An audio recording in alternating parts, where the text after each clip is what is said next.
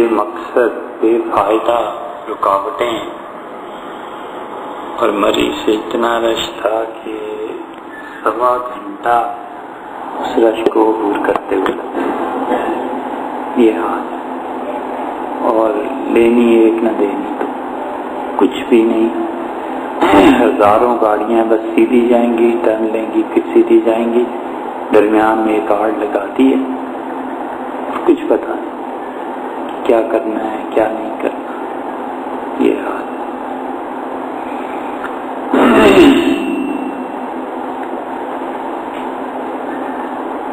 حجت اللہ کا اب جو یہاں سے سلسلہ شروع ہو رہا ہے، یہ دراصل شاہ صاحب رحمۃ اللہ علیہ نے جتنی مشکل باتیں پہلے ارشاد فرما دیں، ان کے بعد یہ بہت آسان حصہ ہے، اور ایک طرح سے مقدمہ اس کتاب کا جو انہوں نے لکھا ہے وہ یہاں پر پورا ہو جاتا ہے، اور اس مقدمے کے آخر پہ پہنچ کے جہاں وہ یہ بیان کرتے ہیں کہ اس کتاب کا اصل مقصد کیا ہے اور کیا چیزیں آگے، پھر وہاں تھوڑی سی مشکل بحث ہے، وگرنہ یہ ایسی چیز ہے آج کے اس دورانیے میں کہ یہ اگر خود بھی پڑھ لی جائے تو بہت آسان ہے۔ پچھلی مرتبہ جو بات تھی وہ یہ ہوئی تھی کہ اشاعرہ اور ماتریدیہ میں کچھ ایسے فرق ہیں کہ کوئی آدمی ان دونوں میں سے کسی چیز کی طرف بھی جائے تو وہ اہل سنت والجماعت میں سے رہے گا۔ پھر شاہ صاحب رحمۃ اللہ علیہ ان چیزوں میں اپنا ایک موقف بیان کرتے ہیں، اور وہ کہتے ہیں کہ وَسَتَجِدُنِي إِذَا تَشَعَّبَتْ بِهِمُ السُّبُلُ فِي الْفُرُوعِ وَالْمَذَاهِبِ، اور تم یہ دیکھو گے کہ جب اصل مسلک اصول کے بعد لوگ مختلف فروع میں بٹ گئے، لوگ مختلف شاخوں میں چلے گئے، کچھ اشاعرہ کی طرف چلے گئے، کچھ ماتریدیہ کی طرف چلے گئے، اور جزیات مختلف ہو گئیں۔ جزیات مختلف ہونے کا مطلب یہ ہے کہ حضور اقدس صلی اللہ علیہ وسلم نے جو چیزیں تعلیم فرمائی تھیں وہ جس جگہ پر پہنچی ہیں کمیونیکیشن نہیں تھی، اس وجہ سے وہاں فتوے مختلف ہو گئے۔ ان فتاوا کے مختلف ہونے کے پیچھے پوری ایک تاریخ ہے، اور لوگ چونکہ اس ماحول کو دیکھے ہوئے نہیں، وہاں پہنچ نہیں سکتے، اس لیے انہیں اندازہ نہیں ہے کہ دنیا کیسی تھی۔ ہوتا یہ تھا کہ جہاں پہاڑ آیا وہاں پر بس زبان بدل گئی، دریا آ گیا زبان بدل گئی، دریا کے اس پار اور زبان ہے، اس پار اور زبان ہے، پہاڑ سے ادھر اور زبان ہے، اس کے پیچھے اور زبان ہے، اور وجہ اس کی یہ کہ اب اس زمانے میں ہزاروں میل پہاڑ اور اس کی طرف اترنا اور چڑھنا یہ لوگوں کے لیے ممکن ہی نہیں تھا، اور کوئی اتنا تردد کرتا بھی نہیں تھا۔ اسی طرح دریاؤں اور سمندروں کو عبور کرنا یہ کون سی آسان بات تھی، تو ایک خبر کا دوسری جگہ پر پہنچنا یہ بھی بڑا دشوار تھا۔ اب ایک صحابی رضی اللہ عنہ آئے اور رسول اللہ صلی اللہ علیہ وسلم سے کوئی بات سن کے وہ عراق چلے گئے۔ اب عراق کے بعد انہوں نے کوئی سفر ہی نہیں کیا، عراق میں ہی رہے، تو اب اس جگہ پر ان کے لیے وہی حدیث تھی، وہی چیز تھی جو سن لی، اور انہیں پتہ نہیں کہ مدینہ منورہ میں اس کے بعد کیا کیا احکامات نازل ہوئے، تو وہ تو عمر بھر اسی حدیث پہ عمل کرتے رہے۔ اسی طرح ایک صحابی رضی اللہ عنہ کوئی آئے، انہوں نے رسول اللہ صلی اللہ علیہ وسلم کا کوئی فعل دیکھا اور پھر کسی نے انہیں بتایا کہ وہ جو چیز تم نے دیکھی تھی وہ کینسل ہو گئی ہے، تو پھر اس کے بعد پھر آئے اور پھر دوسرا عمل ہو گیا۔ تو یہ بہت سی چیزیں تھیں جس کی وجہ سے صحابہ رضی اللہ عنہ کے فتووں میں اختلاف ہوا ہے، اور جب ان کے فتووں میں اختلاف ہوا تو جو جس جگہ پر تھا انہوں نے اس چیز کو لے لیا اور انہوں نے اس چیز کو اپنا لیا۔ مثلا کچھ صحابہ رضی اللہ عنہ نے یہ دیکھا کہ موزوں پر مسح رسول اللہ صلی اللہ علیہ وسلم نے کیا ہے، کچھ نے دیکھا کہ موزوں پر مسح نہیں کیا۔ عمار بن یاسر رضی اللہ عنہ نے سعد رضی اللہ عنہ کے پیچھے نماز پڑھنے سے انکار کر دیا۔ سعد رضی اللہ عنہ نے وضو کیا اور نماز جب پڑھانے لگے تو عمار رضی اللہ عنہ سب سے نکلے اور بار بار کہتے رہے کہ سعد لوگوں کو بغیر وضو کے نماز پڑھاؤ گے، بغیر وضو کے نماز پڑھاؤ گے۔ سعد رضی اللہ عنہ حیران کہ ابھی تو میں نے وضو کیا ہے، یہ کہتے ہیں بغیر وضو کے نماز پڑھاؤ گے۔ تو انہوں نے نماز پڑھا کے عمر رضی اللہ عنہ سے عرض کیا کہ ہم آپ کے پاس بیٹھے تھے، گیا ہوں نماز پڑھائی ہے، اور ساتھ نے عمار نے سب سے نکل کے یہ کہنا شروع کر دیا، تو آپ اس سے پوچھیں کیا مسئلہ ہے۔ تو عمر رضی اللہ عنہ نے بلایا اور پوچھا عمار، تو انہوں نے کہا اس نے پاؤں نہیں دھوئے۔ حضرت عمر رضی اللہ عنہ کا پھر کیا کیا؟ مگر اس سے پوچھے سعد رضی اللہ عنہ کا میں نے موزے پہنے ہوئے تھے، اس پہ مسح کر لیا، اور رسول اللہ صلی اللہ علیہ وسلم کو میں نے دیکھا، عمار رضی اللہ عنہ نہیں دیکھا تھا۔ انہوں نے کہا یہ موزوں پر مسح تو سورہ مائدہ سے پہلے تھا، سورہ مائدہ میں جب حکم نازل ہوا اللہ نے کہا کہ پاؤں کو دھویا کرو، تو اب پاؤں کو دھونا فرض ہو گیا، موزوں کا مسح تو ایک رخصت تھی خدا نے دی تھی، ختم ہو گئی، اب تو یہ چیز نہیں رہی۔ تو عمر رضی اللہ عنہ چپ ہو گئے اور انہوں نے کہا کہ کوئی تم میں سے، حضرت علی رضی اللہ عنہ سے پوچھا کہ آپ کیا کہتے ہیں کہ موزوں پر مسح سورہ مائدہ کے بعد بھی ہوا ہے یا نہیں ہوا؟ اب سب چپ تھے۔ حضرت علی رضی اللہ عنہ نے کہا کہ ام المومنین عائشہ رضی اللہ عنہ سے پوچھیں۔ حضرت عائشہ رضی اللہ عنہ کے پاس گئے تو حضرت عائشہ رضی اللہ عنہ نے کہا کہ عمر رضی اللہ عنہ سے جا کر کہو کہ میرے دونوں پاؤں ٹخنوں سمیت کاٹ دیے جائیں، یہ زیادہ اچھا ہے بجائے اس کے کہ میں موزوں پر مسح کروں۔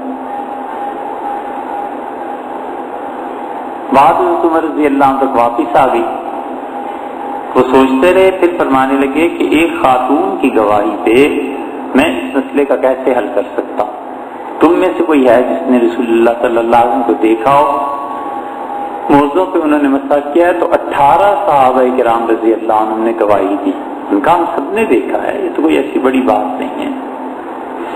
اب حضرت عمر رضی اللہ عنہ نے پھر پوچھا ان کا، اچھا یہ بتاؤ سورہ مائدہ سے پہلے دیکھا ہے کہ بعد میں دیکھا ہے؟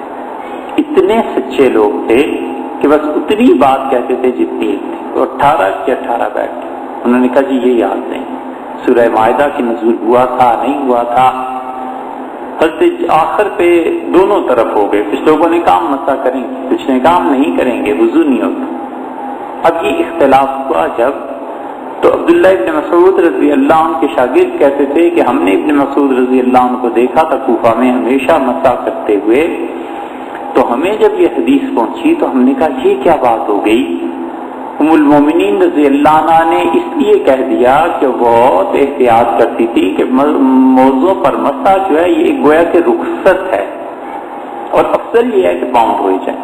اب بھی ہمارے نزدیک مسئلہ یہی ہے کہ موضوع پر مسح جو ہے اس میں کم ثواب ہے اور پاؤں دھونے میں زیادہ ثواب ہے۔ تو انہوں نے جریر رضی اللہ عنہ سے پوچھا، اور جریر ابن عبداللہ ابن جریر رضی اللہ عنہ جو تھے یہ رسول اللہ صلی اللہ علیہ وسلم کے انتقال سے صرف 6 مہینے پہلے مسلمان ہوئے تھے، اور یہ غالباً واحد ہیں جن کا دعویٰ یہ ہے، بہت بخاری میں آتا ہے۔ انہوں نے کہا کبھی بھی رسول اللہ صلی اللہ علیہ وسلم کی خدمت میں میری حاضری نہیں ہوئی مگر یہ کہ ہمیشہ دیکھ کے مجھے ہنستے رہے، مسکراتے رہے، بہت بڑے اعزاز کی بات تھی یہ ان کے لیے۔ تو ان سے پوچھا لوگوں نے، تو انہوں نے کہا میں تو مسلمان ہی سورہ مائدہ کے نزول کے بعد ہوا ہوں۔ اور میں موضوع پر مسا کرتا ہوں، میں نے دیکھا ہے ابن مسعود رضی اللہ عنہ شاگرد کہتے تھے اس سے زیادہ خوشی کی روایت ہمارے لیے نہیں تھی، ہم سب کو بتاتے تھے کہ دیکھو انہوں نے مسا کیا اور سورہ مائدہ کے بعد مسلمان ہوئے۔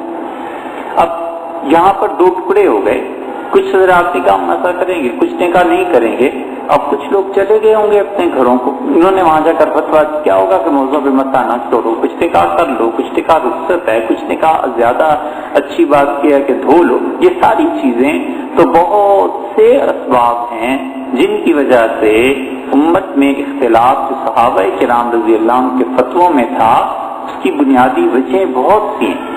ابن تیمیہ رحمۃ اللہ علیہ نے ایک جگہ بہت اچھی بحث کی ہے اور انہوں نے بتایا ہے کہ امت میں جو مختلف مسلک بنے ہیں ان سب کی اصل مختلف احادیث ہیں، اور مختلف احادیث کیوں ہیں؟ اس لیے کہ صحابہ رضی اللہ عنہ کا عمل مختلف ہے، کسی نے کچھ دیکھا ہے، کسی نے کچھ دیکھا ہے، جو انہوں نے دیکھا سچائی کے ساتھ بیان کر دیا۔ شاہ صاحب رحمۃ اللہ علیہ فرماتے ہیں کہ جتنے بھی مسائل ہیں خواہ وہ عقیدے سے مطلب یہ کہ تعلق ہو یا اس کا فقہی جزیات سے تعلق ہو، وتفرقت بهم الموارد فيها والمشارب۔ اور پھر کیا کیا لوگوں نے؟ انہوں نے پانی پینے کی جگہیں مختلف کر دی اور گھاٹ اور پانی پینے کی جگہیں جو تھیں وہ الگ الگ ہو گئیں، تو ان کے فتوے مطلب یہ کہ الگ الگ ہو گئے۔ تو کیا ہے؟ لججت بالجادۃ الجلیۃ وحققت القارعۃ القویۃ۔ لیکن میں ایسا آدمی ہوں کہ اپنی راہ پر بالکل قائم رہوں گا، اور میں ایسا آدمی ہوں کہ جس چیز کو حق سمجھتا ہوں بالکل تمہارے سامنے بیان کروں گا۔ وَسِرْتُ الْأَلْوِيَ عَلَى الْأَطْرَافِ وَالْحَافَاتِ وَكُنْتُ فِي سَمَمٍ مِّنَ التَّفَارِيعِ وَالتَّخْرِيجَاتِ۔ اور دیکھو اس کتاب میں میرا موقف یہ ہے اور میرا طریقہ کار یہ ہے کہ میں اعتدال کے ساتھ چلتا رہوں گا، میں کسی انتہا کی طرف نہیں جاؤں گا، اور میں صرف اس بات سے غرض رکھوں گا کہ اصول کی باتیں کیا ہیں، اور اصول کے بعد جہاں تک فروعات کا تعلق ہے، ان سے نکالی ہوئی جزیات کا تعلق ہے، میں ان چیزوں میں نہیں پڑوں گا۔ شاہ صاحب رحمۃ اللہ علیہ کے کہنے کا مطلب یہ ہے کہ اللہ کی کتاب سب سے بڑی چیز ہے جس سے مسائل ثابت ہوتے ہیں، پھر سنت ہے، پھر صحابہ کرام رضی اللہ عنہ کے آپس کی مباحث ہیں، پھر اس کے بعد ائمہ مجتہدین آتے ہیں۔ بس ائمہ مجتہدین تک جتنے بھی لوگ ہیں میں ان کی پیروی کروں گا، اجتہاد ان کا دیکھوں گا، کتاب و سنت کو دیکھوں گا، آثار کو دیکھوں گا، ان چیزوں کو، اور میں نے اپنا ایک راستہ متعین کر لیا ہے، یعنی میں اعتدال میں رہوں گا اور کسی بھی انتہا پر نہیں پہنچوں گا۔ اصل چیز یہ ہے کہ ہر طبقے میں، یعنی ائمہ اربعہ کے جتنے بھی پیروکار ہیں، مالکی ہیں، شافعی ہیں، حنبلی ہیں، حنفی ہیں، ان سب میں ایک تو ہے اجتہاد جو صاحب مذہب نے کیا۔ مثلا امام ابو حنیفہ رحمۃ اللہ نے اجتہاد کیا، ابو یوسف اور محمد رحمۃ اللہ علیہ نے اجتہاد کیا، امام مالک رحمۃ اللہ نے اجتہاد کیا، امام مالک کے شاگرد تھے انہوں نے اجتہاد کیا۔ یہ اجتہادات جو ہیں یہ تو ہیں اعلیٰ درجے کے۔ اب اس پر اصول قائم ہو گئے، ان اصولوں کے بعد اگلی صدیوں میں جو لوگ آئے وہ کچھ نہ کچھ اجتہاد کرتے رہے، کچھ نہ کچھ کہتے رہے۔ تو اب یہ ضروری نہیں ہے کہ ایک آدمی بعد کی صدیوں کے کسی آدمی کو لے لے اور کہ جی تمہاری فقہ میں یہ مسئلہ یہاں پر لکھا ہے لہذا اس مسئلے کو ثابت کرو۔ یہ بہت اہم بات ہے جس کو لوگ سمجھتے نہیں ہیں، کہتے ہیں حنفیوں کا مسلک یہ ہے، اس سے پوچھے امام ابو حنیفہ رحمۃ اللہ عنہ کی کہاں ہے، وہ کہتے ہیں جی شامی میں لکھا ہے۔ ارے بھئی شامی تو کتاب ہے وہ 12ویں صدی، امام صاحب رحمۃ اللہ علیہ کے درمیان اور اس کتاب کے درمیان 1100 سال کا فاصلہ ہے۔ امام ابو حنیفہ رحمۃ اللہ علیہ کا اجتہاد بتاؤ کہ وہ کہاں پر؟ مثلا نماز ہمیشہ 2 رکعتیں رہی اور 2 رکعتوں کے بعد پھر 2 رکعتوں پر اضافہ ہوا، مغرب 3 رکعت تھی، ظہر عصر اور عشاء یہ بھی 2 رکعتیں تھیں، اور جب یہ 4 رکعتیں ہوئیں تو رسول اللہ صلی اللہ علیہ وسلم اچھا وہ جو 2 پڑھتے تھے نا وہ سفر کے لیے رکھ لو اور یہ اب آئندہ تو اپنے گھروں میں پڑھا کرو۔ تو फजर तो 2 ही रही, ज़ोहर, असर और इशा ये तीनों नमाजें 4-4 रकअतें हो गई। पुराने हजरात जो थे वो कहते थे ये 2 रकअतें जायद हैं। उन्होंने असूल से बताया कि इन 2 रकअतों में सूरह फातिहा को पढ़ना चाहिए। खत्म हो गई बात। जो मुताखिरीन आए हैं हनफियों में से, उन्होंने असूल की बहस में एक असूल तय किया और उन्होंने कहा कि जो 2 आखिरी रकअतें पढ़ी जाती हैं फर्ज की, अगर इनमें कोई आदमी सूरह फातिहा नहीं पढ़ता और क़याम करता है उतनी देर जितनी देर में 3 मरतबा सुभान अल्लाह कहा जा सकता है, तो बस उस इंसान के लिए काफी।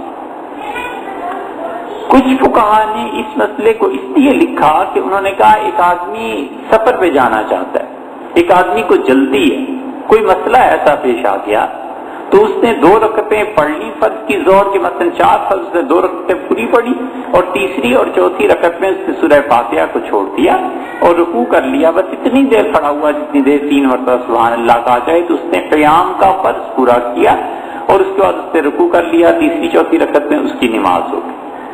अब भी मुफ्ती यही फतवा देते हैं कि नमाज हो गई। अब एक आदमी कहता है कि इमाम अबू हनीफा रहमतुल्लाह अलैह का मौक़िफ़ ये है, तो वो बात गलत कहता है। इमाम अबू हनीफा रहमतुल्लाह अलैह ने बराह रास्त से फतवा नहीं दिया, बल्कि बाद की सदियों में आने वाले आइम्मा ने जब गौर किया, मुफ्तियों ने, फुक़हा ने, तो उन्होंने मुख्तलिफ असूलों के तहत ऐसी चीजें की।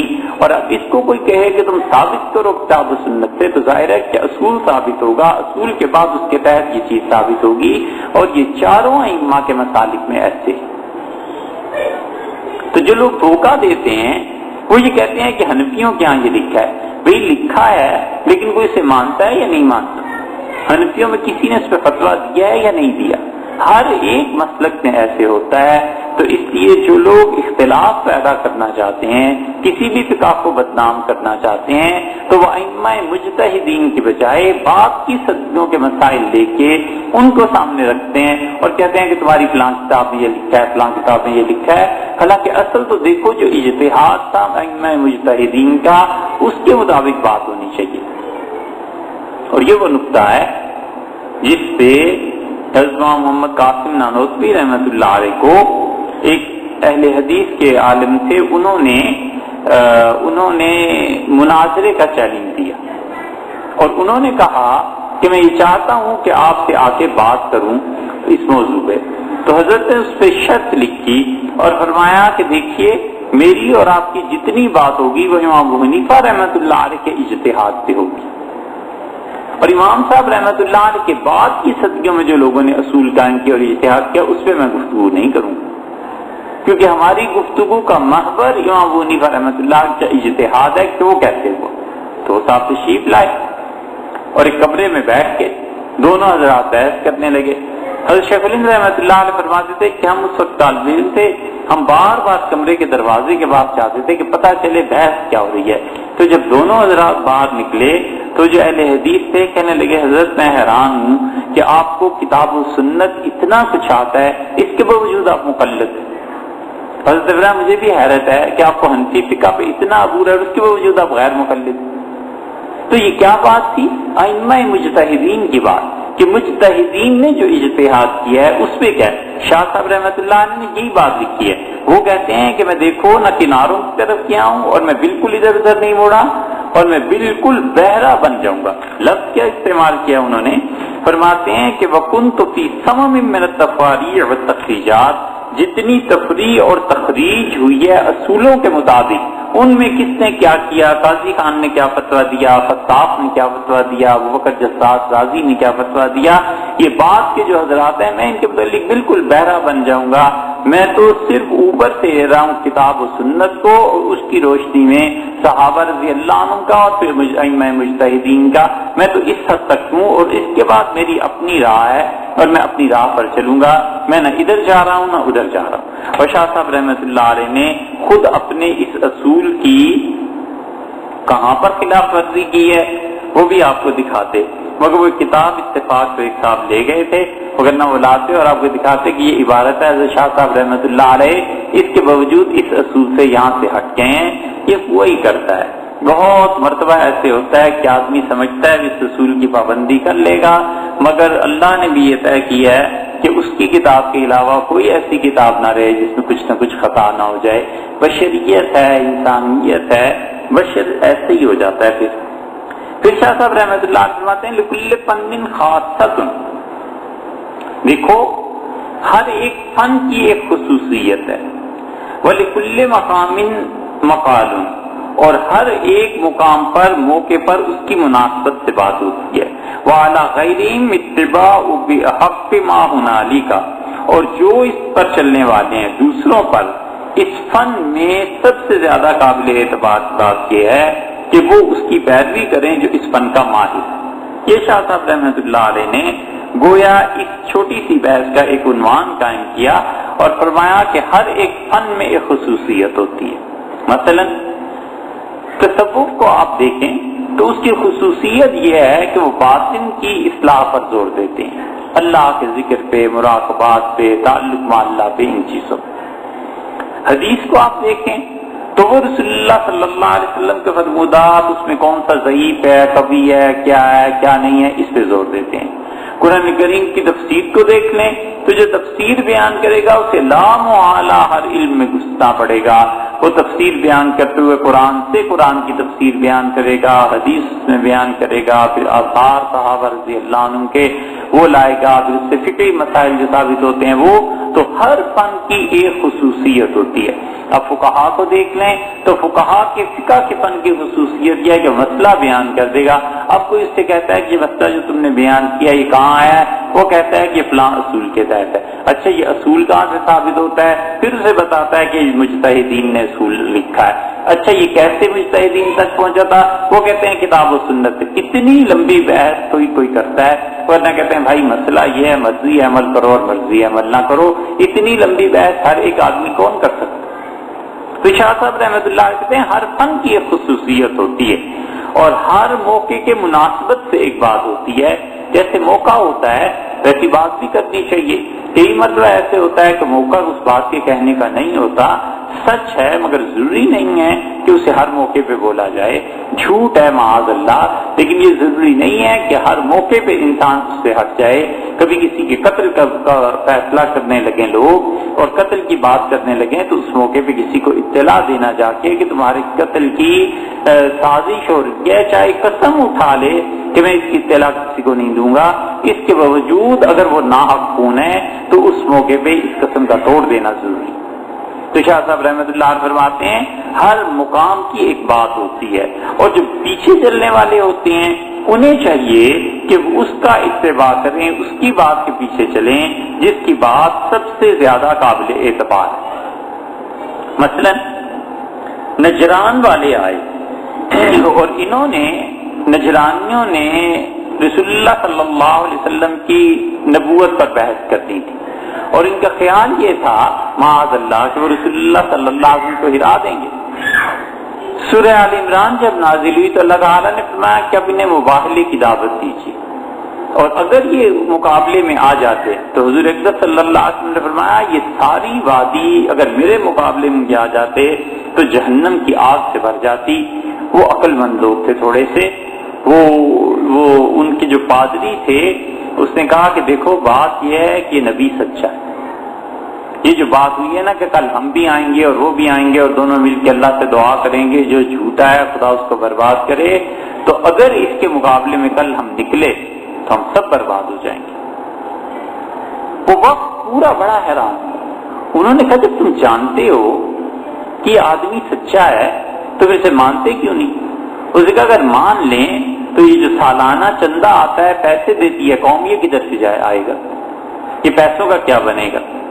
اور وہ پادری بھی تھا اور جو نجران کا سردار تھا اس کا بھائی بھی تھا. اسے پھر بھائی نے کہا، وہ بھائی اس کا بادشاہ تھا، بادشاہ نے کہا کہ اس کو مانتے، اس نے کہا پھر دیکھ لو بادشاہ سے چھٹی ہو جائے گی، لوگ تمہیں رہنے نہیں دیں گے. یہ بات مباہلے کی تھی اور انہوں نے معاہدہ کیا. اگلے دن آ گئے اور کہنے لگے ہم آپ کا مقابلہ نہیں کرتے، ہم آپ کی اطاعت کریں گے، آپ ہم سے ٹیکس لیتے رہیں اور ہم پر حملہ نہ ہو.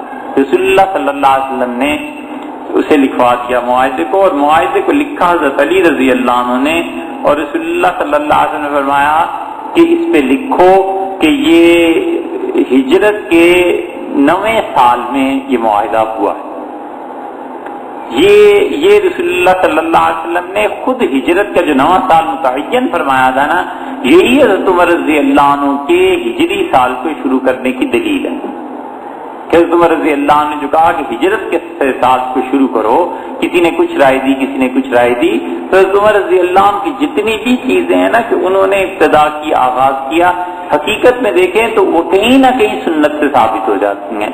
بس فرق اتنا سا ہے کہ لوگ یہ سمجھتے ہیں کہ حضرت عمر رضی اللہ عنہ نے آغاز کیا، اور نہیں جانتے کہ اس کے بھی پیچھے احادیث ہیں. حضرت عمر رضی اللہ عنہ بہت محتاط تھے کہ دین میں اپنی طرف سے کوئی نئی چیز کر دیں. اس معاہدے میں رسول اللہ صلی اللہ علیہ وسلم نے تاریخ لکھوائی. ہو گیا معاہدہ لکھا. حضرت علی رضی اللہ عنہ نجران والوں کے آپس کے اختلافات پڑ گئے، اور یہ حضرت عمر رضی اللہ عنہ کے دور میں پھر آئے، اور پھر آ کر کہا کہ جناب اب آبادی زیادہ ہو گئی ہے، یہ ہو گیا ہے، یہ ہو گیا ہے، تو معاہدے کی تجدید کر لی جائے. حضرت عمر رضی اللہ عنہ کا کیا تجدید کرنی ہے؟ ان کے جی پہلے ٹیکس تھوڑے تھے، اب زیادہ کر دیں، اب اس کو زیادہ کر دیں، اب اس کو زیادہ کر دیں. حضرت عمر رضی اللہ عنہ نے کر دیے.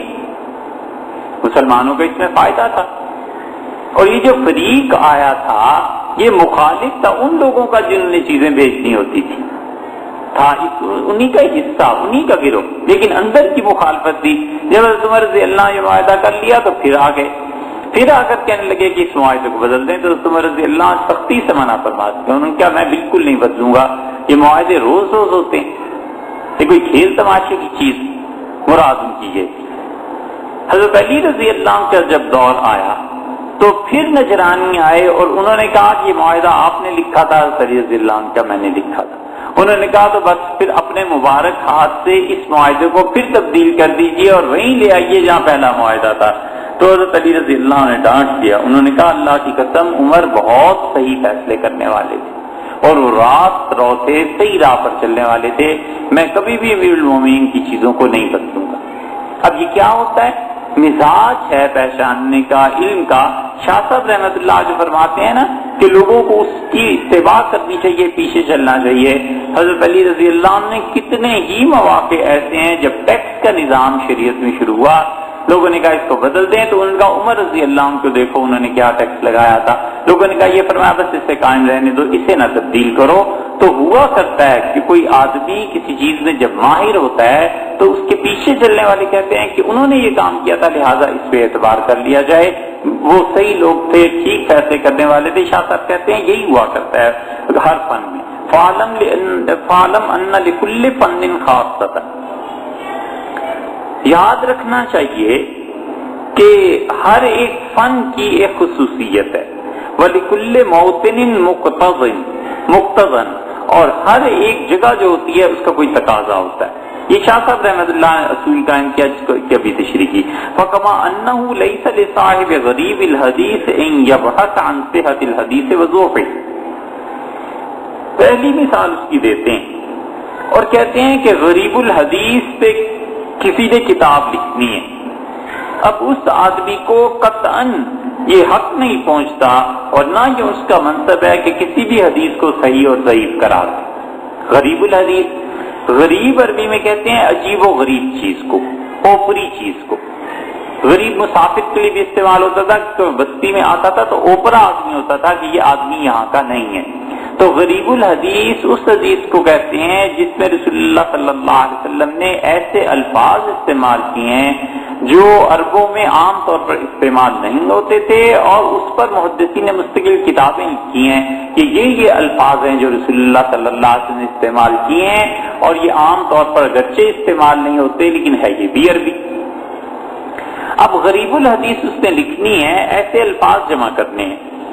حدیث میں ایک جگہ آیا ہے کہ بدأ الاسلام غریباً، اسلام ایک نیا اوپرا مذہب تھا جو شروع ہوا، اور پھر دنیا میں ایسا وقت آ جائے گا جب اسلام ایک اوپرا مذہب رہ جائے گا، ایک ایسا جو عجیب و غریب اس کی باتیں لوگوں کو لگیں گی، لوگ کہیں گے یہ بھی کوئی عمل کرنے کی بات ہے. تو رسول اللہ صلی اللہ علیہ وسلم یہ پھر دین ایسا جب آ جائے گا فطوبى للغرباء، ان لوگوں کے لیے بڑی بشارت ہے جو اس دین کو اس وقت قبول کر لیں گے، یعنی دین کے احکامات سے اسی طرح پابندی سے عمل کرتے رہیں گے۔ زمانہ اتنا بدل جائے گا، تہذیب اتنی بدل جائے گی کہ لوگ اس معاملے میں دین کے احکامات کی پیروی اپنے لیے ذلت محسوس کریں گے کہ یہ عجیب و غریب بات ہے، یہ سمجھ میں نہیں آتی بات، یہ تو اب زمانہ شروع ہو گیا۔ تو بہت سی چیزیں ایسے ہوں گی، مثلا دجال کے متعلق آیا ہے، رسول اللہ صلی اللہ علیہ وسلم نے فرمایا دجال اور مہدی کا ظہور اس وقت ہوگا جب لوگ ان باتوں سے مایوس ہو جائیں گے، جب لوگ کہیں گے پتہ نہیں آتا ہے یا نہیں آتا۔ لوگوں کے لیے اتنی زیادہ یہ بھولی بسری بات ہو جائے گی کہ لوگ گویا اس کا انکار کر بیٹھیں گے، اور پھر اس کے بعد آئے گا یہ انکار اب شروع ہوا ہے کہ ایسی چیزیں نہیں ہوں گی، ورنہ پہلے امت میں لوگوں نے انکار نہیں کیا۔ اب کچھ لوگ ایسے آئے ہیں جو عیسیٰ علیہ السلام کی آمد داستانیں اور قصے اور کہانیاں ایسے کہہ کے معاذ اللہ بیان کرتے ہیں، وگرنہ یہ ایسا عقیدہ ہے جس کی اس سے پہلے لوگوں کو ہمت نہیں پڑی کہ لوگ اس کی تکذیب کر سکیں۔ سر سید نے شروع کیا تھا، پھر مرزا غلام احمد قادیانی آ گیا، قادیانی کے بعد کچھ اور لوگ آ گئے، دو شاخیں ہو گئیں۔ دونوں نے اس بات پر اتفاق کیا کہ عیسیٰ علیہ السلام کا انتقال اپنے زمانے میں ہو گیا تھا۔ اچھا اب آگے کیا ہو؟ سوال یہ پیدا ہوا کہ بخاری اور مسلم اتنی احادیث اتنی زیادہ ہیں، ان حدیثوں کا کیا کرنا ہے؟ تو غلام احمد قادیانی نے کہا یہ ساری حدیثیں سچی ہیں، بالکل جھوٹ نہیں ہے، ہم کسی حدیث کا انکار نہیں کرتے، رسول اللہ صلی اللہ علیہ وسلم نے سچ کہا ہے، اور وہ جتنی بھی عیسیٰ علیہ السلام کی خصوصیات تھیں وہ میں آ گیا ہوں، مجھ میں۔ حضور صلی اللہ علیہ وسلم آیا تھا عیسیٰ علیہ السلام دمشق میں آئیں گے، تو اس نے کہا بالکل ٹھیک ہے۔ دمشق کو دیکھو مدینہ منورہ سے وہ مغرب کی طرف ہے، قادیان کو دیکھو یہ بھی مغرب کی طرف ہے، تو رسول اللہ صلی اللہ علیہ وسلم کا مراد دمشق سے، دمشق شہر تھوڑا ہی تھا، مراد یہ تھی کہ اس سمت میں آئیں۔ پھر کسی نے خط لکھا کہ حضور والا حضور صلی اللہ علیہ وسلم فرمایا تھا کہ وہ جب آئیں گے عیسیٰ علیہ السلام تو ان کے جسم پہ 2 زرد چادریں ہوں گی۔ اس کا بالکل ٹھیک ہے، یہ حدیث بالکل صحیح ہے، اس کا انکار نہیں کرنا چاہیے، مجھ پہ بھی 2 زرد چادریں ہیں۔ زرد چادروں سے مراد 2 زرد رنگ کی بیماریاں ہیں، ایک بیماری بلغم کی ہے سینے میں، ایک پیشاب کی بیماری ہے، بار بار جانا پڑتا ہے، تو یہ 2 بیماریاں مجھے لگی ہوئی۔ جتنی احادیث تھی معاذ اللہ ان سب کی ایسے ہی تعویل کرتا گیا، حدیث کا انکار اس نے ایسے نہیں کیا۔ اب دوسرا گروہ جن کے انہوں نے کہا عیسیٰ علیہ السلام کا انتقال ہو گیا، تو بھئی یہ احادیث انہوں نے حدیث کا انکار کر دیا، ان کے قصے کہانیاں یہ سب ایسی چیزیں ہیں جن کی اصل کوئی نہیں ہے، بس عیسیٰ علیہ السلام کا انتقال ہو گیا۔ اور ان میں آج کل اگر دیکھنا ہو تو غامدی صاحب کو دیکھ لیجئے، غامدی صاحب نے ٹی وی پہ جو کہا نا کہ عیسیٰ علیہ السلام اب نہیں آئیں گے اور یہ ایسی ہیں قصے کہانیاں اور یہ چیزیں، یہاں پہنچ کر فرق پیدا ہو جاتا ہے۔ قادیانیوں نے کہا جی مرزا غلام احمد آ گیا، حدیث کا انکار نہ کیا کرو، اور انہوں نے کہا جی حدیث کا انکار کر دو۔ یہ چیزیں ہیں جو آگے چل کے جب آتی ہیں تو ان احادیث پر، ان چیزوں پر رسول اللہ صلی اللہ علیہ وسلم عیسیٰ علیہ السلام آئیں گے اور دجال جب لوگ ان کو بھول چکے ہوں گے، یعنی وہ نا امید ہو گئے ہوں گے۔ اب یہ احادیث ہیں ساری غریب احادیث جو ہیں، یہ دین اسی طرح غریب ہو گیا نا کہ اوپری چیزیں ہوں گی، لوگ کہیں گے یہ اوپری بات ہے کہ عیسیٰ علیہ السلام آئیں گے، یہاں پر آ گیا غریب الحدیث۔ تو شاہ صاحب رحمۃ اللہ کہتے ہیں کہ جس آدمی نے غریب احادیث پر بحث کرنی ہے اسے اس بات کا کوئی حق نہیں پہنچتا کہ وہ کہے کہ یہ حدیث صحیح ہے، یہ حدیث غلط ہے، یہ حدیث ضعیف ہے، یہ حدیث صحیح۔ بھئی تمہیں اس سے کیا بحث ہے؟ جو الفاظ آئے ہیں تم الفاظ پر غور کرو، اور یہ کسی اور کا کام ہے کہ وہ جا کر یہ بات کرے کہ یہ سونا، یہ حدیث خالص ہے نہ خالص ہے، کیا چیز ہے کیا چیز نہیں ہے، یہ کسی اور کا مقام ہے، تمہارا نہیں۔ پھر دوسری مثال شاہ صاحب رحمۃ اللہ علیہ دیتے ہیں، کہتے ہیں وَلَا لِحَافِظِ الْحَدِيثِ إِنْ يَتَكَلَّمَ فِي الْفُرُوعِ الْفِقْهِيَّةِ۔ اور اسی طرح جو آدمی حدیث کا حافظ ہے اس کے لیے یہ مناسب نہیں ہے یہ بات کہ وہ فقہ کی فروعات پر بحث کرے، ایک محدث کے لیے یہ مناسب نہیں۔ وَإِيثَارِ بَعْضِهَا عَلَى بَعْضٍ، اور وہ بعض روایات کو بعض روایات پر ترجیح دینے لگے، محدث کا حافظ الحدیث کا کام یہ نہیں۔ حافظ الحدیث کون ہوتا تھا؟ اب تو حافظ الحدیث معلوم نہیں ہوں گے یا نہیں ہوں گے. پہلے زمانوں میں حافظ الحدیث اسے کہتے تھے جسے 10 لاکھ احادیث زبانی یاد ہوتی. پھر یہ جب گھٹ گیا، معیار کم ہوا، تو لوگوں نے کہا 6 لاکھ احادیث یاد ہوں کسی کو سند کے ساتھ تو وہ آدمی حافظ الحدیث ہے. پھر اس سے بھی نیچے گرے تو لاکھ کا قول آیا کہ 1 لاکھ حدیثیں تو کم سے کم یاد ہونی چاہیے، پھر حافظ الحدیث ہے، ورنہ حافظ الحدیث نہیں ہوتا. حافظ الحدیث کا کیا مطلب ہے؟ دیکھو، ایک ہے حدیث کی سند اور ایک ہے حدیث کا متن. یہ جو متون ہے نا، ٹیکسٹ، متن، ایک آدمی کہتا ہے کہ میں نے حضرت عمر رضی اللہ عنہ سے سنا. حضرت عمر رضی اللہ عنہ کہتے ہیں کہ میں نے اپنی بیٹی حفصہ رضی اللہ عنہ سے سنا. حفصہ کہتی ہیں میں نے رسول اللہ صلی اللہ علیہ وسلم سے سنا. اب یہ آدمی ایک، حضرت عمر رضی اللہ عنہ 2 اور حفصہ 3 اور رسول اللہ صلی اللہ علیہ وسلم 4، یہ سند ہو گئی نا، یہ سند حدیث کہلاتی ہے. آگے جو بات آئی ہے، فرض کر لو وہاں یہ آ گیا کہ انما الاعمال بالنیات، اعمال کا دار و مدار نیتوں پہ ہے. اب جب حفصہ رضی اللہ عنہ نے اس بات کو بیان کیا تو 10 آدمی آگے بیٹھے ہوئے تھے. حضرت عمر رضی اللہ عنہ نے بیان کیا تو 100 آدمی بیٹھے ہوئے تھے. پھر حضرت عمر رضی اللہ عنہ کے بعد کے راوی نے بیان کیا تو 1000 آدمی بیٹھے ہوئے تھے. اب یہ 1000 آدمی 1000 کا گراف بنائے تو اوپر جا کے رسول اللہ صلی اللہ علیہ وسلم پہ ایک ہی ہو جائے گا. حفصہ رضی اللہ عنہ نے سنی تھی، اور حفصہ رضی اللہ عنہ کے بعد رسول اللہ صلی اللہ علیہ وسلم آ جائیں گے. تو یہ 1000 آدمی اگر اپنی اپنی سندوں کو لکھیں گے تو عبد الرحمان کہتا ہے کہ میں نے اس سے سنا، اوف کہتا ہے میں نے اس سے سنا، فلاں کہتا ہے فلاں سے سنا. تو یہ جو سندیں ہیں یہ حدیث کہلاتی تھی. اب یہ ٹیکسٹ جو متن ہے وہ ایک ہی ہے. اس لیے لوگوں کو یہ شبہ پڑا ہے یہ نہ سمجھنے کی وجہ سے کہ لوگ کہتے ہیں 6 لاکھ حدیثیں، 10 لاکھ حدیثیں. کہاں سے اتنی چیزیں ہیں؟ اگر رسول اللہ صلی اللہ علیہ وسلم کے صرف ارشادات کو دیکھا جائے اور واقعات نکال دیے جائیں تو کل 2-2.5 ہزار باتیں رسول اللہ صلی اللہ علیہ وسلم کی امت تک پہنچی ہیں، اس سے زیادہ نہیں. اور یہ بہت تھوڑی. 23 برس میں حضور اقدس صلی اللہ علیہ وسلم نے کتنے ہی خطبے دیے، کتنی باتیں ارشاد فرمائی ہوں گی، 2-2.5 ہزار باتیں پہنچی ہیں، زیادہ نہیں. لیکن سننے والے، اب مثلاً آپ نے یہ کہا کہ میں سود کو حرام قرار دیتا ہوں اور سب سے پہلے میں اپنے خاندان کا سود معاف کرتا ہوں. جب آپ یہ فرما رہے تھے تو سننے والے 1 لاکھ سے زیادہ ہی آدمی تھے. اب 1 لاکھ آدمی آگے جب پھیلائے گا بات کو، پھر آگے اس میں تو فرض کر لو 10,000 آدمیوں نے اس رواج کو یاد رکھا، لیکن آگے تو مسلمان بڑھتے چلے گئے نا. اب آگے والے جتنے تھے یہ 10-10 لاکھ آدمی یاد تھے لوگوں کو. اور یہ ان کے لیے کوئی مشکل نہیں تھی. وہ اپنے گھوڑوں تک کے نسب یاد رکھتے تھے، وہ کھجوروں کے درختوں کو یاد رکھتے تھے، وہ جن اونٹوں پہ حج کرتے تھے اس کو یاد رکھتے تھے. ترمذی رحمۃ اللہ ترمذی میں لکھا ہے ایک آدمی کے متعلق کہ اس بوڑھے کے پاس لوگ ملنے گئے تو وہ ایک حدیث سناتا تھا. پھر اس نے کہا کہ میں نے 50 حج کیے ہیں اور ہر حج جس اونٹ پہ کیا ہے، اس اونٹ کو کہاں سے لیا ہے، کیا کرایہ تھا، کیا اس کا نام تھا، وہ سب مجھے یاد آتا ہے. حافظ ہی ایسا تھا. تو 10 لاکھ، 6 لاکھ، 1 لاکھ. اب یہ احادیث کی سند یاد کرنا کتوں کو یاد رہتی ہے؟ یہ پورا فن ہے اسماء الرجال کا.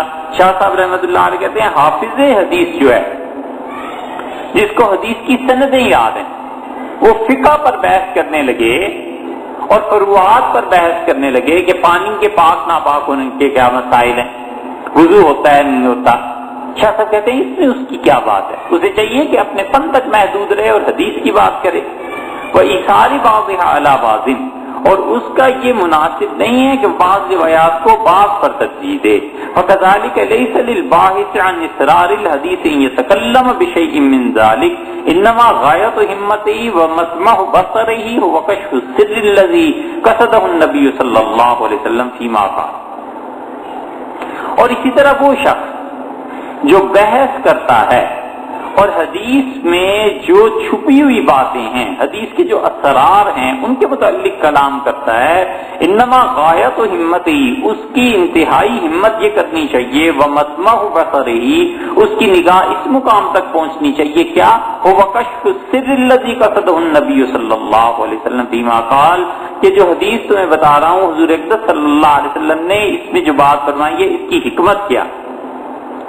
سواء بقی ھذا الحکم محکما، اسے اس سے بحث ہی نہیں ہونی چاہیے کہ یہ حکم امت میں باقی رہا یا نہیں رہا، او سارا منسوخن، یہ حدیث منسوخ ہو گئی، او عارضہ دلیل آخر، یا اس حدیث کے مقابلے میں ایک اور حدیث آ گئی، فوجب فی نظر الفقہیت کونہ مرجوحن، اور اس وجہ سے فقہا کی نظر میں یہ حدیث مرجوح ہو گئی، اس آدمی کو اس سے غلطی نہیں ہونی چاہیے۔ شاہ صاحب رحمۃ اللہ نے یہ آخری مثال دی اس معاملے میں، کہتے ہیں کہ دیکھو ایک آدمی نے اگر بیان یہ کرنا ہے کہ اس حدیث میں رسول اللہ صلی اللہ علیہ وسلم نے جو کچھ فرمایا اس میں حکمت کیا تھی، یہ بات کیوں فرما دی، اس چیز سے منع کیوں فرما دیا، اس بات کی اجازت کیوں دے دی، یہ سب کی سب چیزیں اس آدمی کو بیان یہ کرنا ہے کہ حکمت کیا ہے۔ اب حکمت کو چھوڑ کے اگر وہ یہ بیان کرنے لگے کہ اس حدیث پہ آج کل عمل ہوتا ہے یا نہیں ہوتا، یہ بیان کرنے لگے کہ یہ حدیث تو منسوخ ہو گئی، وہ کہے کہ فلاں فقیہ نے اس حدیث پہ فتویٰ دیا، اس حدیث کے مقابلے میں ایک اور حدیث آ گئی، لہٰذا اس حدیث کو چھوڑ دو، شاہ صاحب رحمۃ اللہ علیہ کہتے ہیں اسے اس بحث کی ضرورت ہی کیا ہے، اپنے فن تک محدود رہے۔ یہ تو محدثین سے جا کے پوچھے کہ جی حدیث صحیح ہے یا نہیں، پھر غریب الحدیث والے سے پوچھے کہ اس حدیث میں جو الفاظ آتے ہیں یہ غریب ہیں یا نہیں۔ تمہارا کام بس اتنا سا ہے کہ تم رسول اللہ صلی اللہ علیہ وسلم کا جو اس میں مقصد تھا اس کو بیان کرو۔ اگر تم دین کے اسرار و رموز بیان کرنا چاہتے ہو، دین کی حکمتیں بیان کرنا چاہتے ہو، شاہ صاحب رحمۃ اللہ علیہ کہتے ہیں ہر ایک کا اپنا اپنا فیلڈ ہوتا ہے اور اس انسان کو اس فیلڈ تک محدود رہنا چاہیے۔ یہ تو حضرت نے جو بات کہی ہے بالکل درست ہے، لیکن اس میں ایک بات البتہ ہے، وہ یہ ہے کہ اس امت میں ایسے لوگ اللہ نے پیدا فرمائے جو بیک وقت کئی علوم پر دسترس رکھتے تھے، اور وہ مستثنیات ہیں۔ ہر صدی میں 2-4 آدمی ایسے مل جائیں گے جنہیں اللہ تعالیٰ نے اتنا علم دیا تھا کہ گویا خدا نے پیدا ہی علم کے لیے کیا۔ ابن تیمیہ رحمۃ اللہ کو آپ دیکھیں، وہ آدمی بیک وقت جب لکھتا ہے تو سمجھ نہیں آتی اب کدھر چلا جائے گا، یعنی وہ حدیث پر بحث کر رہے ہیں، سورہ قل هو اللہ کی تفسیر انہیں سورہ اخلاص کی لکھی ہے، اب اس کی تفسیر بیان کرتے کرتے وہ احادیث پہ پہنچ جاتے ہیں، حدیث سے پھر تاریخ پہ پہنچ جاتے ہیں، تاریخ میں پھر وہ آگے چلے جاتے ہیں۔ تو کوئی فن ایسا نہیں ہے جس میں وہ دخل نہ دیں۔ اس کی وجہ یہ کہ علم کی وسعت ہے، اور علم کی وسعت کی وجہ سے خود اپنے قلم پہ قابو نہیں رہتے، بے پناہ لکھتے تھے۔ کبھی کبھی شاہ ولی اللہ رحمۃ اللہ علیہ بھی ایسے کرتے ہیں خود، حالانکہ اس اصول کو جانتے ہیں، لیکن شاہ صاحب رحمۃ اللہ علیہ کو تفسیر دیکھ لو، حدیث دیکھ لو، تاریخ دیکھ لو، فقہ دیکھ لو، ہر طرف اللہ نے مہارت دی تھی۔ یہ لکھنا جب شروع کرتے ہیں تو اسی طرح کر دیتے ہیں کہ بات تو حدیث کی ہو رہی ہے، لیکن پھر وہ چلے جائیں گے ایک تاریخ پہ کہ اس میں تاریخ کی حیثیت کیا ہے۔ اسی طرح آخری دور میں جو لوگ گزرے ہیں، حضرت شاہ صاحب رحمۃ اللہ کے بعد انور شاہ صاحب کشمیری رحمۃ اللہ علیہ، قاری طیب صاحب مرحوم نے ایک جگہ لکھا ہے، قاری طیب صاحب رحمۃ اللہ علیہ کو بہت علم اور تقوی اللہ نے عنایت فرمایا تھا، اور بہت محنت سے انہوں نے پڑھا تھا، اور والد نے تربیت بھی ایسی کی تھی۔ حافظ احمد صاحب رحمۃ اللہ ان کے والد تھے، اور حافظ احمد صاحب رحمۃ اللہ علیہ حضرت حاجی امداد اللہ صاحب مہاجر مکی رحمۃ اللہ علیہ کا خلیفہ تھا۔ قاری طیب صاحب نے لکھا ہے کہ مجھے والد نے وفات سے پہلے بلایا اور مجھ سے کہا کہ بیٹے یہ جتنا کچھ تم نے پڑھا ہے نا میں نے تمہیں پڑھایا ہے، سارے کا سارا جس کے لیے بھی ہے مجھے اس سے غرض نہیں، بس صرف ایک کام میں نے اپنے لیے کرایا ہے۔ تو میں نے پوچھا کیا؟ تو وفات کا مرض سمجھی، کہنے لگے یہ جو قرآن ہے نا یہ میں نے اپنے لیے یاد کروایا تھا بس، تو اب میں دنیا سے پتہ نہیں کس دن چلا جاؤں مگر مجھے نہ بھولنا۔ قاری طیب صاحب رحمۃ اللہ علیہ 80 سال کے ہو گئے، اس وقت بھی فرما دیتے کہ آج تک والد کے انتقال کے بعد کوئی دن ایسا نہیں گزرا جب پارا سوا پارا پڑھ کے ان کو اصال ثواب نہ کیا۔ انہوں نے کہا تھا یہ میں نے اپنے لیے کرایا ہے، باقی جو کچھ بھی ہے پڑھو پڑھاؤ مگر اس میں مجھے نہ بھولنا۔ تو قاری طیب صاحب رحمۃ اللہ اتنی محنت سے پڑھا ہے، وہ کہتے تھے انور شاہ صاحب رحمۃ اللہ علیہ کے درس میں بخاری میں جب ہم جاتے تھے تو میں نے ایک رجسٹر بنوا لیا اور اس میں 8 دستے لگوا لیے، فرماتے اس سے میں نے عنوان بھی لکھ لیا، تفسیر، حدیث، فقہ، تاریخ، عربیت، شاعری، کیونکہ انور شاہ صاحب رحمۃ اللہ کا درس ایسا ہوتا تھا جس میں عام طور پہ 8 علوم آئی جاتے تھے. حضرت کبھی کوئی بات بیان کرتے تھے، کبھی کوئی بات بیان کرتے تھے، تو جو ہی وہ بات کرنی شروع کرتے تھے کہ تاریخ کی، تو میں تاریخ کو نکال کے اس پہ لکھ لیا کرتا تھا. پھر حدیث کی طرف آ جاتے تھے، حدیث پہ پھر عربوں کی شاعری کی طرف آتے تھے. تو بعض اوقات ایک قصیدے کے 50 شعر زمانہ جاہلیت کے پڑھ دیتے تھے، تو وہ پھر میں قصیدے پہ لکھ لیا کرتا تھا کہ حضرت نے یہ آج ارشاد فرمایا. فرماتے تھے وہ مجھ سے صاحب دیکھنے کے لیے لے کے گئے رجسٹر، اور پھر اس کے بعد واپس نہیں آئے. یہ انہوں نے لکھا قاری طیب صاحب نے. تو بعض لوگوں کا علم اتنا ہوتا ہے کہ ان کے لیے بچوں کی بات ہوتی ہے کہ اس میں یہ بھی بیان آ گیا، یہ بھی آ گیا، یہ بھی آ گیا، مگر اللہ تعالیٰ نے جو برکتیں ان کے علوم میں رکھی ہوتی ہیں وہ کمی کہیں اور ہوتی ہیں. شاہ صاحب رحمۃ اللہ علیہ کہتے ہیں ضرور ہے یہاں پہ کہ ہر ایک کو اپنے فیلڈ میں بات کرنی چاہیے، لیکن خود حضرت کا بھی حال یہی ہے کہ وہ ایک فیلڈ میں بات کرتے کرتے کہاں پہنچ جائیں. پھر کہتے ہیں نا، ہاں بات یہ ہے کہ لا مجیس لکل خائض فی فن ان یعتصم بحق ما ہنالک بالنسبۃ الا ذلک الفن. ہاں یہ بات ہے کہ کوئی بھی آدمی جب اپنے فن میں ماہر ہو جاتا ہے، اپنے فیلڈ میں بالکل اس کے قدم جم جاتے ہیں، تو اسے چاہیے کہ وہ اس کو مضبوطی سے پکڑ لے جو اس فن میں سب سے زیادہ قابل اعتبار ہے. وَإِنَّمَا الْأَقْرَبُ مِنَ الْحَقِّ بِاعْتِبَارِ فَنِّ الْحَدِيثِ، اور اس فن کی بنسبت سب سے زیادہ قابل اعتبار فن حدیث کے اعتبار سے جو روایات ہیں ما خلت بعد تدوین احادیث البلاد، جو کچھ کے باقی رہ گئی ہیں احادیث کی تدوین کے بعد جو شہروں کے حساب سے ہوئی تھی. مطلب کہنے کا کیا ہے؟ شاہ صاحب رحمۃ اللہ علیہ فرماتے ہیں کہ دیکھو جس فیلڈ میں بھی جاؤ، اس فیلڈ میں جو سب سے اچھا بندہ ہے بس اس کے پیچھے چلنا ہے اور اس فن کو مضبوطی سے پکڑ لینا چاہیے. کوئی مفت نہیں ہے کسی بھی اس شخص کو جو تیرنے کے لیے اترے، بس اس کا حل یہی ہے کہ اس چیز کو مضبوطی سے پکڑ لے اعتماد کے ساتھ. اور پھر فن حدیث کا بتاتے ہیں کہ دیکھو اب حدیث پر اگر تمہیں عمل کرنا ہے یا حدیثیں تمہیں دیکھنی ہے تو سب سے اچھی احادیث وہ ہیں جو اس وقت تدوین ہوئی ہیں جبکہ احادیث بلاد تدوین ہو چکی. مطلب کیا؟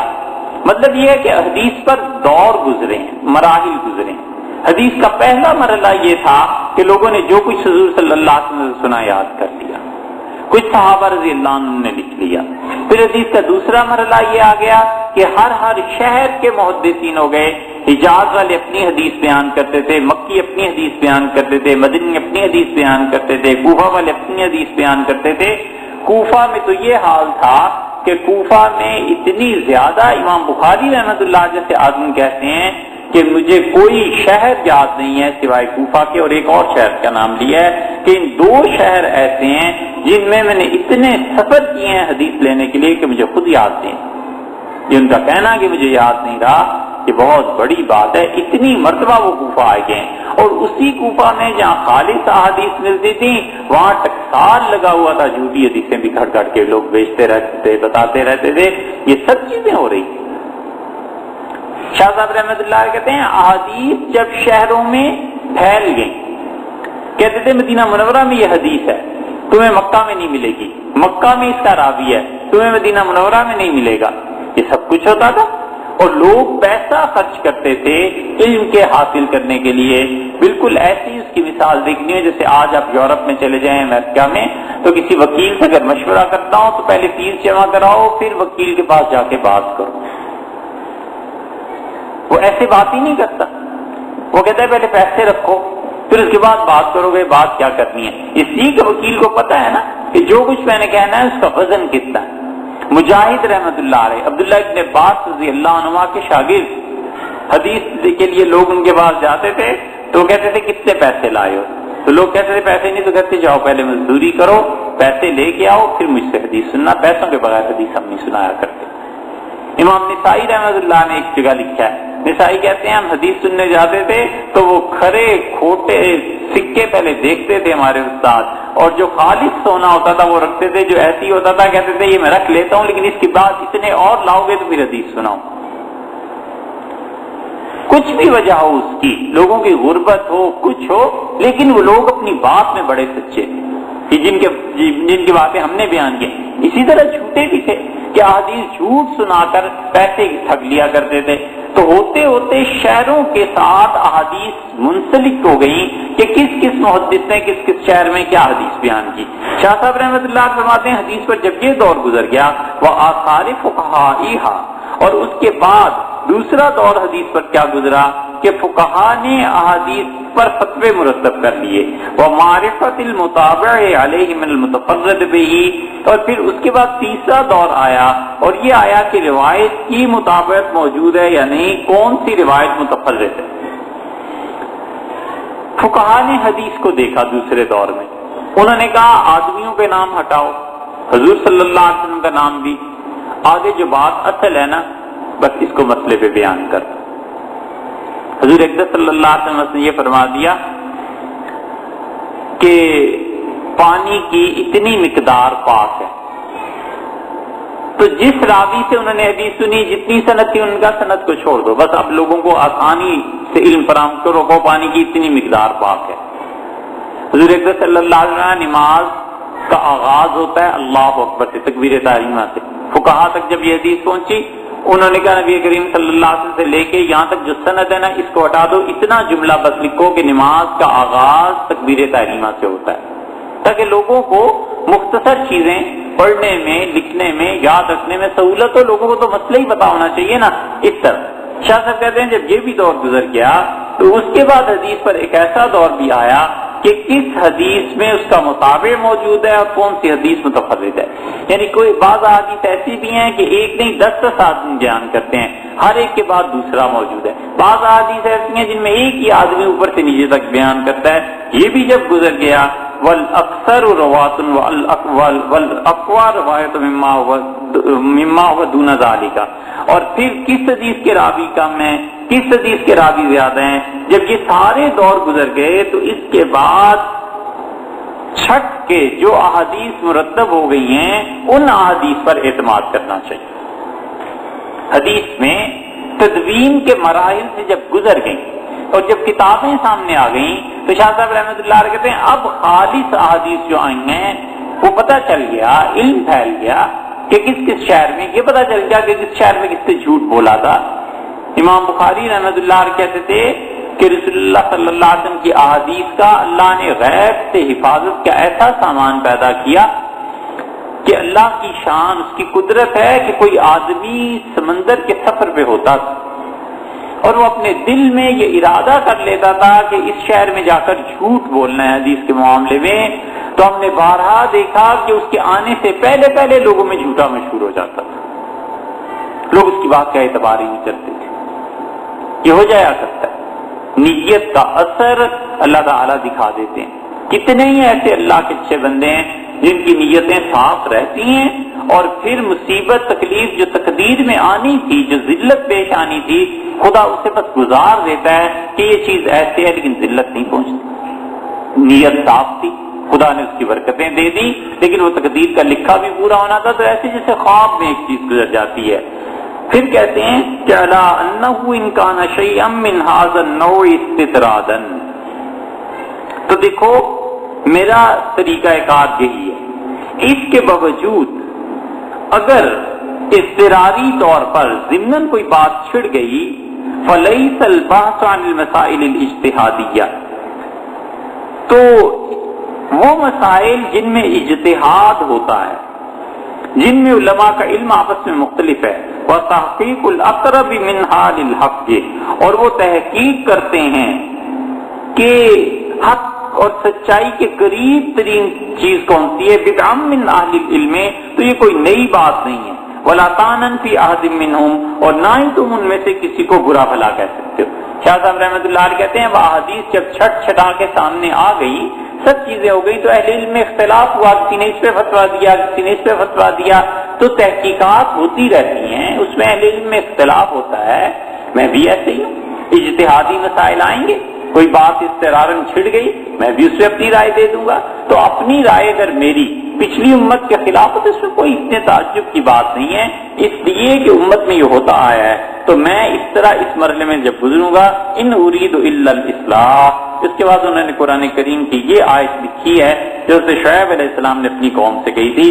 شاہ صاحب رحمۃ اللہ علیہ گویا یہ آیت لکھ کے ہمیں یہ کہنا چاہتے ہیں کہ دیکھو جہاں بھی کوئی ایسا موقف تمہارے سامنے آئے کہ میں نے کوئی الگ راہ اپنائی ہے تو مجھ پر یہ بدگمانی نہ کرنا کہ میں امت میں کوئی پھوٹ ڈالنا چاہتا ہوں، کوئی نیا فرقہ پیدا کرنا چاہتا ہوں، بلکہ یہ علمی بحث ہے، اور علمی بحث اس طرح پہلوں کا حصہ میرا بھی بنتا ہے۔ ان اريد الا الاصلاح، میں سوائے اصلاح کے کوئی چیز نہیں چاہتا، مستطاع تو جو کچھ میری توفیق، جو کچھ میں کر سکتا ہوں، وما توفیقی الا باللہ، اور اللہ ہی صحیح بات کی توفیق مجھے دینے والا ہے، علیہ توکلت، تو میں نے اس پہ بھروسہ کیا، والیہ انیب، اور اللہ ہی کی طرف رجوع کرنا۔ حضرت شعیب علیہ السلام نے جب اپنی قوم کو دعوت دی تو قوم نے کہا کہ ہم سب ایک دین پہ تھے، یعنی کفر پہ، تم کیوں ہمیں ٹکڑے ٹکڑے کرنا چاہتے ہو؟ حضرت شعیب علیہ السلام نے کہا ان اريد الا الاصلاح، میں تو تمہیں صحیح راہ پر لانا چاہتا ہوں، مستطاعت، جہاں تک مجھ سے ہو سکے، میں فساد کرنے والا آدمی نہیں ہوں، وما توفیقی الا باللہ، اور یہ جو کچھ میں تمہیں کہہ رہا ہوں نا کہ خدا کے دین کی طرف آؤ اور اس شرک کو چھوڑ دو، یہ بھی اللہ ہی کی توفیق ہے جس سے کہہ رہا ہوں، علیہ توکل، تو میں نے خدا پر بھروسہ کیا، الیہ انیب، اور میں اللہ ہی کی طرف رجوع کرتا ہوں۔ شاہ صاحب رحمۃ اللہ علیہ نے اس آیت کو مثال میں لے لیا یہ سمجھانے کے لیے کہ میرا بھی معاملہ ایسے ہی ہے، جہاں میں کہیں اختلاف کروں اہل علم سے تو یہ نہ سمجھنا کہ کوئی انوکھی بات ہے، بلکہ میں بھی علمی بات کرتا ہوں، اور مجھے بھی جو علمی توفیق ہے یہ اللہ ہی نے دی ہے۔ وَهَا أَنَا بَرِيٌّ مِّن كُلِّ مَقَالَةٍ صَدَرَتْ مُخَالِفَةً لِآيَاتٍ مِّن كِتَابِ اللَّهِ، اور دیکھیے میں یہاں پر پورے کھلے لفظوں میں اقرار کرتا ہوں کہ میں بالکل بیزار اور بری ہوں ہر اس جملے سے، صدرت مخالفۃ لآیۃ من کتاب اللہ، اس کتاب میں نے اگر کوئی ایسی بات لکھ دی ہو جو اللہ تعالیٰ کے قرآن کی کسی آیت کے مخالفت میں ہو، اور سنت قائمت عن رسول اللہ صلی اللہ علیہ وسلم، یا رسول اللہ صلی اللہ علیہ وسلم کی کوئی سنت جو واقعی ثابت ہو چکی ہو، میں کوئی ایسی بات کتاب میں لکھ دوں جس سے اس سنت پر زد پڑتی ہو، او اجماع القرون المشہود لہا بالخیر، مشہود لہا بالخیر، یا وہ تین دور جن کے متعلق رسول اللہ صلی اللہ علیہ وسلم نے گواہی دی تھی کہ ان میں خیر غالب رہے گی، اس پر میری کس بات کی زد پڑتی ہو تو میں اس سے بالکل بیزاری کا اظہار کرتا ہوں، میں بری۔ رسول اللہ صلی اللہ علیہ وسلم سب سے اچھا میرا دور، پھر اس کے بعد صحابہ کرام رضی اللہ عنہ کا، پھر تابعین کا، تین دور۔ بعض حضرات کہتے ہیں کہ صحابہ اور رسول اللہ صلی اللہ علیہ وسلم کا دور ایک ہی تھا، پھر تابعین کا اور پھر تبع تابعین کا، یعنی اس میں خیر غالب تھی۔ یہ نہیں ہے کہ شر بالکل نہیں تھی، شر اس میں بھی تھا۔ یہ یزید اسی دور میں تھا، حجاج بن یوسف اسی دور میں تھا، یہ مروان اور یہ لوگ سارے اسی دور میں تھے، اور شر تھا، ان لوگوں نے شرارتیں کی، جو کچھ بھی کیا تو کیا، لیکن اس میں عمومی طور پر خیر غالب تھی۔ لوگ حق بات کہنے سے جھجکتے نہیں تھے، ڈرتے نہیں تھے۔ سعید ابن مسیب رحمۃ اللہ علیہ وہ بیٹھے ہوئے تھے مدینہ منورہ میں، اور بڑے بڑے درجے کے تابعین میں سے تھے، ایسے صاحب کرامت آدمی تھے کہ یزید نے جب فوج بھیجی ہے مدینہ منورہ میں تو مسجد نبوی میں فوج نے پورے اہل مدینہ کو جتنا ہو سکتا تھا قتل و غارت گری کی، اور لوگوں نے گھروں کے دروازے بند کر دیے، اور مسجد نبوی میں اس کی فوج نے آ کے گھوڑے باندھ دیے۔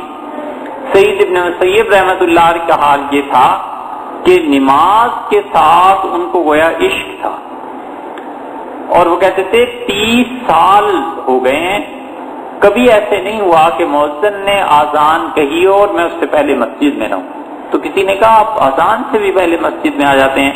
کہنے لگے بڑا ہی نالائق نوکر ہے کہ آقا کہے کہ آؤ نماز کے لیے، آؤ فلاح کے لیے، تو اس کی آواز سننے کے بعد آئے۔ نوکر وہ ہے جو پہلے سے ہی حاضر ہو کے بیٹھے۔ 30 سال اس حال میں انہوں نے گزارے کہ مسجد نبوی میں آذان سے پہلے بھی ہوتے تھے۔ نابینا ہو گئے، گھوڑے باندھ دیے، فوجی پھر رہے تھے، انہوں نے کہا ہے آدمی بیٹھا رہے۔ تو کسی نے ان سے پوچھا اس محاصرے کے بعد کہ آپ نماز کیسے پڑھتے تھے؟ تو کہنے لگے رسول اللہ صلی اللہ علیہ وسلم کی قبر مبارک سے اذان کی آواز آتی تھی، میں اٹھ کے نماز پڑھ لیتا تھا۔ اس درجے کے آدمی تھے سعید رحمۃ اللہ علیہ، اور مدینہ منورہ میں بیٹھے ہوئے تھے تو بنو امیہ کے کچھ لوگ گزرے تو انہوں نے کہا کیا سرکاری آدمی ہو؟ ان کا سرکاری آدمی ہے. کہنے لگے امویوں کی سرکار سے تعلق ہے؟ ان کا کہنے لگے کیسے ہیں تمہارے بادشاہ، تمہارے حکمران کیسے ہیں؟ اور پھر کہنے لگے تمہارے حکمران اچھے ہی ہوں گے جن کے دور میں حکمرانوں کے کتے مکھن کھائیں اور ان کے عوام بھوکے مریں. وہ ایسے خوش نصیب حکمران، ایسے مالدار حکمران دنیا میں کس نے دیکھے ہوں گے؟ تو تمہارے حکمران بہت اچھے ہیں. اس کو بڑا غصہ آیا اور وہ قریب تھا کہ انہیں قتل کر دیتا. تو 2-4 آدمی آ گئے، انہوں نے سعید رحمت اللہ کو بچایا اور پھر کہا حضرت کوئی اپنی جان کی پرواہ کریں، کیوں آپ ان کے پیچھے پڑے ہوئے ہیں؟ وگرنہ یہ آپ کے پیچھے پڑ جائیں گے. تو کہنے لگے احمق آدمی چپ رہے، میں نے سنا ہے رسول اللہ صلی اللہ علیہ وسلم نے فرمایا جب آدمی کوئی سچ بولتا ہے تو اللہ اس کی حفاظت کرتا ہے. ایک اور آدمی ایک دن مل گیا، وہ مدینہ منورہ کا گورنر تھا. اس نے کہا میں نے سنا ہے، نیا آیا تھا ملنے کے لیے حاضر ہوا. کہنے لگا میں نے سنا ہے حضرت آپ نماز کے بعد ہم لوگوں کے لیے بددعا، آپ جب بیت اللہ کو دیکھتے ہیں حج یا عمرے پہ تو حاجیوں میں عمرہ کرنے والوں کے درمیان کھڑے ہو کے آپ زور زور سے بیت اللہ کو دیکھ کے ہمارے خلاف بددعائیں کرتے ہیں. تو کہنے لگے تم نے صحیح نہیں سنا. اس نے کہا اللہ کا شکر ہے، لیکن صحیح بات کیا ہے؟ کہنے لگے صحیح بات یہ ہے کہ بیت اللہ تو سال میں 6 مہینے میں کبھی 1-2 مرتبہ جاتا ہوں، میں تو ہر نماز کے بعد مسجد نبوی میں تمہارے لیے بددعائیں کرتا ہوں. صحیح بات یہ ہے، تم مجھے اتنے برے لگتے. تو ایسے لوگ تھے اسی دور میں تھے جس دور میں خیر کا غلبہ تھا. شاہ صاحب رحمۃ اللہ علیہ فرماتے ہیں کہ اس میں جو اجماع ہو گیا صحابہ کرام رضی اللہ عنہ کا، تابعین کا، یہ سارا دور ایسا تھا کہ اگر میری کوئی بات اس کی ذات وہاں جا کر پڑتی ہے تو میں اس سے بیزار ہوں. اور مختارہ جمہور المجتہدین، پہلے انہوں نے کہا خدا کی کتاب، پھر حضور صلی اللہ علیہ وسلم کو یہ سنت جو ثابت ہو چکی ہو، پھر وہ زمانہ جس کے متعلق رسول اللہ صلی اللہ علیہ وسلم فرمایا تھا کہ اس میں خیر غالب رہے گی. 3 چوتھے کہتے ہیں کہ میری کسی بات کی عزت.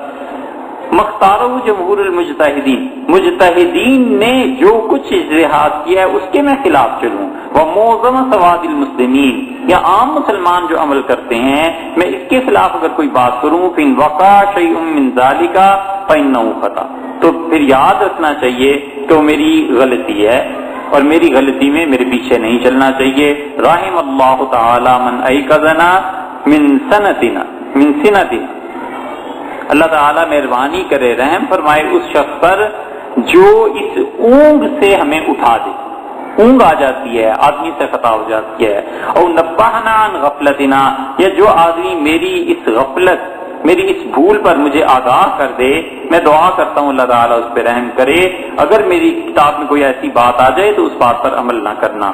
اما ہؤلاء الباحثون بالتخریج والاستنباط من کلام الاوائل، ہاں باقی رہ گئے وہ لوگ جو بحثیں کرتے ہیں اور پرانے زمانے کے جو لوگ حدیث اور کتاب و سنت کو بیان کرتے تھے ان کے کلام سے کوئی دلیل لاتے ہیں. المنتقلون مذہب المناظرۃ والمجادلہ، اور رہ گئے وہ لوگ جو مناظرے کرتے پھرتے ہیں اور لڑتے ہیں. فلا یجب علینا ان نوافقهم فی کل ما یتفقهون به، تو ہمارے لیے کوئی ضروری نہیں ہے کہ ہم ہر بات میں ان کی موافقت کر دیں.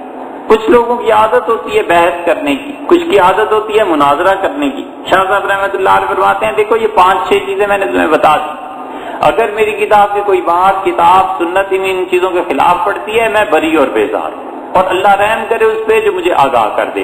باقی وہ رہ گئے جو مناظرے کرتے ہیں اور مجادلے کرتے ہیں، تو یہ ضروری نہیں ہے کہ وہ جو بات بھی کہیں ہم اسے مان کیا کریں. فنحن رجال وهم رجال، اگر وہ مرد ہیں تو ہم رجال، فنحن رجال وهم رجال، ہم بھی مرد ہیں. اگر انہیں کچھ آتا ہے تو اللہ نے ہمیں بھی کچھ دے رکھا ہے. والامر بیننا وبینہم سجال، بات وہ ہے کہ جب بھی کہیں بحث آئے گی تو پھر ڈول پڑے گا، ڈول ہمارے اور ان کے درمیان. ہوتا یہ تھا پچھلے زمانوں میں کہ پانی بھرنے جایا کرتے تھے لوگ تو جو ڈول پہلے رکھا تھا وہ پہلے ڈول ڈالتا تھا نا، اور جو گاؤں میں ڈول بعد میں لائن لگ جاتی تھی، گاؤں میں کیا شہروں میں بھی ایسے ہی ہوتا ہے، اب بھی ہوتا ہے کئی جگہ پہ پانی بھرنے کے لیے جائیں تو بالٹیوں کی لائن لگ جاتی ہے۔ شاہ صاحب رحمۃ اللہ علیہ فرماتے ہیں بس علم کا کنواں ایسے ہی ہے، اگر وہ کوئی بات کرتے ہیں، اصرار کرتے ہیں مناظرے میں کہ ہماری صحیح ہے، تو ہمیں بھی اصرار کا حق ہے، وہ مرد ہیں تو ہم بھی مرد ہیں، اگر ان کے پاس ڈول ہے تو ہمارے پاس بھی ڈول ہے، پھر جس کا ڈول بھرا ہوا نکل آئے، جس کا ڈول پہلے نکل آئے وہ غالب آ جائے۔